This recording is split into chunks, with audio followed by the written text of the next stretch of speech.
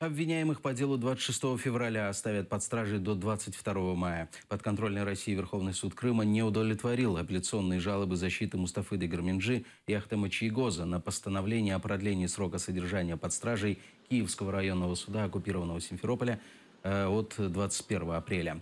Заместитель председателя Меджлиса Чийгоз попросил не затягивать процесс и скорее зачитать решение. Судья выполнила просьбу подсудимого. Асанов уже второй год содержится под стражей. За весь период ни разу со стороны органа предварительного расследования к Асанову не было никаких претензий. Также от свидетелей, от потерпевших, ни одного факта, ни одного заявления, ничего, что свидетельствовало бы о том, что Асанов намеревается скрыться, уничтожить какие-либо материалы, либо иным образом воспрепятствовать предварительному расследованию, либо рассмотрению дела судом. Кроме того, хотел бы обратить внимание, что у Асанова на иждивении имеется 4 малолетних детей, отец инвалид. В настоящее время у Асанова в условиях СИЗО ухудшилось состояние здоровья, он неоднократно обращался с жалобами, заявлениями, в суды вызывалась скорая помощь, оказывалась медицинская помощь. Кроме того, в настоящее время предварительное расследование уже окончено, проходит стадия ознакомления с материалами дела, соответственно, никакие уже нельзя изменить ни показания, все материалы по делу собраны, изменить меру пресечения Асанова на домашний арест, это никоим образом не повлияет на исход дела.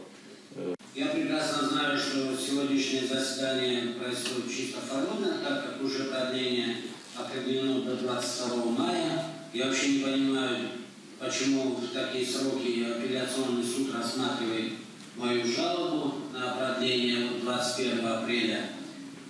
Все это лишний раз наводит меня на мысль, что мы все находимся в таком цирке Шапито. Дело в том, что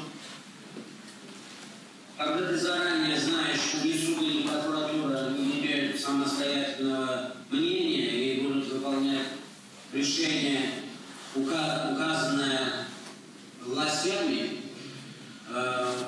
итог понятен. Поэтому я бы не хотел участвовать в этой клоунаде.